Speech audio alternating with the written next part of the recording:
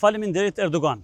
Presidentja e Republikës së Kosovës ka falenderuar presidentin e Turqisë Recep Tayyip Erdogan dhe zonjën e parë Emin Erdogan për mikpritjen dhe mbështetjen e Kosovës në forumin diplomatik që u mbajt në Antalya. Njohja nga Sudani, takimi me presidentin e Sirisë Ahmed El Shara dhe shumë takime të tjera, presidenti i Kosovës ja ka dedikuar si falenderim presidentit e Turqisë Recep Tayyip Erdogan.